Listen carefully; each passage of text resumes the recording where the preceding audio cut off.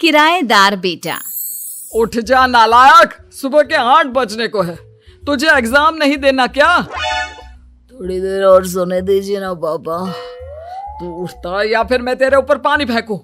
रोज गधों की तरह सोता रहता है, पेपर की कोई टेंशन ही नहीं है। और एक हमारा समय था जब हम पेपर में फेल होने के डर से रात भर पढ़ा करते थे, सो ही नहीं पाते थे। तो क्या अब आप उसका बदला मुझसे लेंगे? मैं 15 मिनट बाद उठ जाऊंगा, आप प्लीज जाइए, मुझे डिस्टर्ब मत कीजिए। इतना कहकर रौनक रजाई ढककर फिर से सो जाता है। तू ऐसा नहीं मानेगा, रुक मैं अभी पानी लेकर आता हूं। बस फिर क्या था, इतना कहकर वो भागते हुए बाथरूम में जाते हैं और पानी की एक बड़ी सी बाल्टी लाकर रौनक के ऊपर फेंक देते हैं। पानी पड़ते ही रौनक झट से उठ जाता है। ये आपने क्या किया पापा? अब तो उठेगा नहीं तो यही करना पड़ेगा ना। वैसे थैंक्स डैड, आपके कारण ना अब मुझे नहाने की भी जरूरत नहीं पड़ेगी। चलिए अब आप माँ से बोलकर मेरे कपड़े निकलवा दीजिए, तब तक मैं ब्रश कर लेता हूँ। वैसे कल ना आप एक काम और करना, नहलाने के साथ साथ मुझे ब्रश भी करवा देना। ये ब्रश करने में ना मुझे बहुत आलस आता है। रौनक की बातों से अरविंद का मुंह खुला का खुला रह जाता है।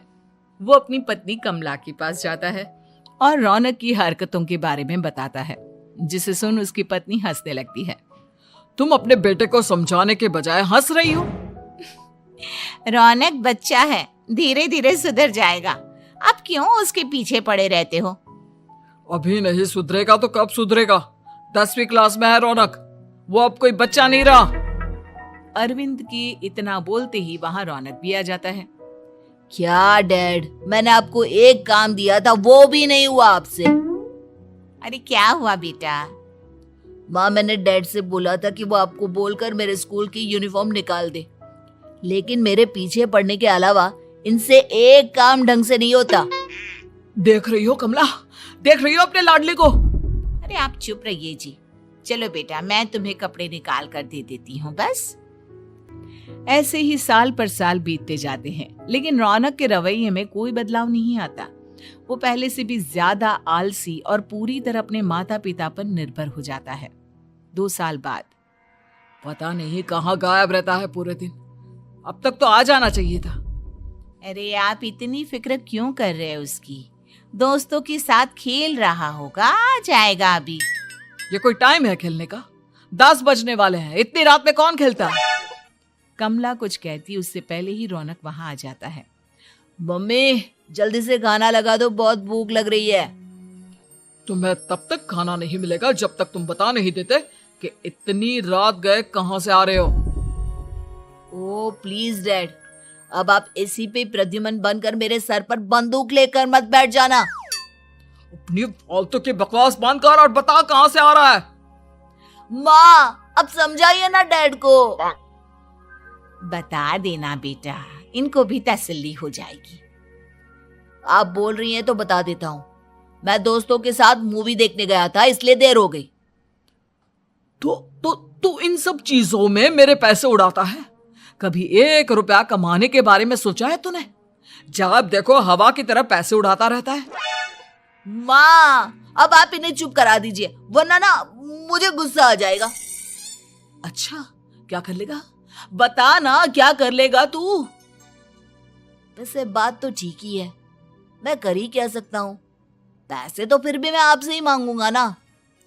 चलिए अब ये सब बात छोड़िए और मम्मी मेरे लिए खाना लगा दीजिए। अभी लगा देती हूँ बेटा।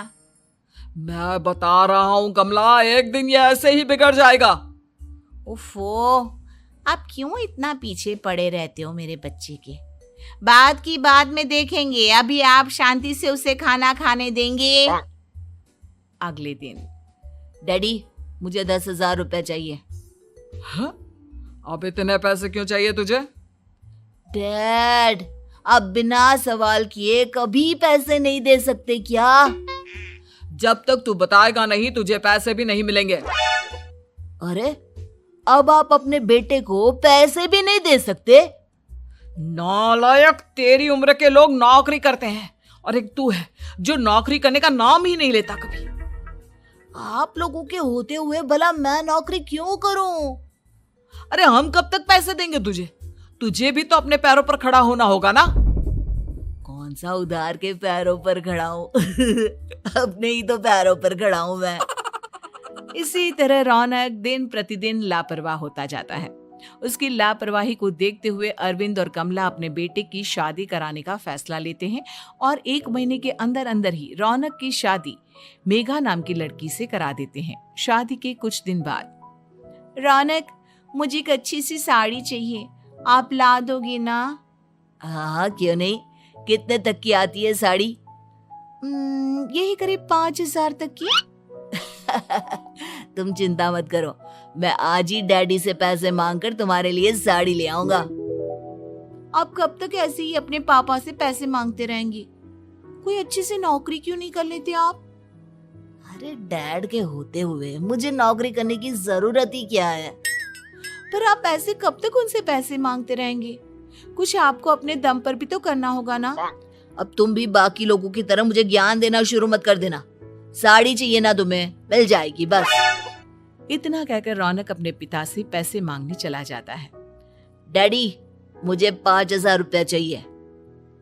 अब 5,000 क्यों चाहिए तुझे? वो मेघा को साड़ी चाहिए थी। अरविंद आगे बिना कुछ कहे चुपचाप उसे पैसे निकाल कर दे देता है।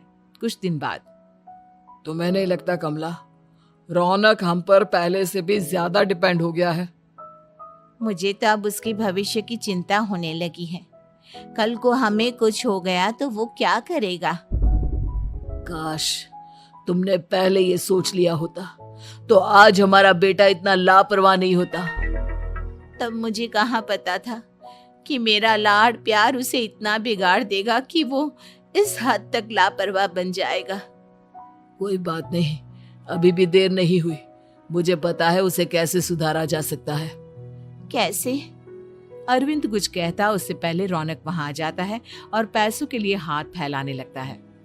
डैड, मैं और मेघा बाहर घूमने जाना चाहते हैं। अरे वाह, ये आज सूरज कहाँ से निकला है? Dad please. अच्छा चलो अब मुद्दे की बात करो। मुझे अब 25,000 चाहिए। अब तुम्हें 1 रुपया भी नहीं मिलने वाला। अगर तुम्हें पैसों की इतनी ही जरूरत है तो कोई ढंग की नौकरी कर लो। मम्मी, आप कुछ कहिए ना डैड को।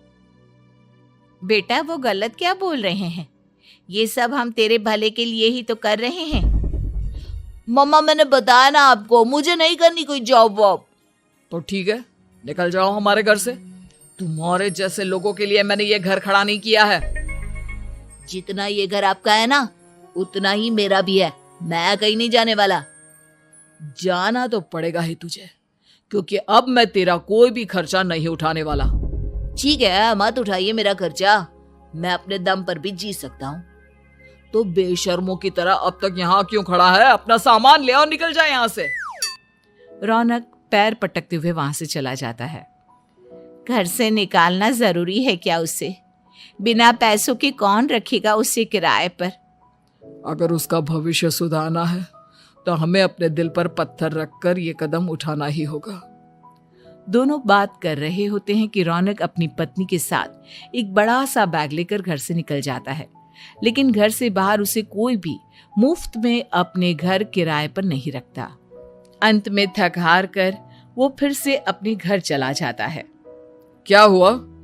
थोड़ी देर पहले तो दहाड़ते हुए घर से निकला था, अब क्या हुआ? नहीं रखा ना किसी ने तुझे किराए पर? डैड प्लीज, मैं कुछ दिनों में कोई अच्छी सी नौकरी शुरू कर दूंगा। आप तब तक तो हमें रख लीजिए प्लीज। सुबह से रात हो चुकी है लेकिन कोई हमें रखने को राजी नहीं है। अब आप ही बताइए, इतनी रात को मैं मेघा को लेकर कहाँ जाऊंगा?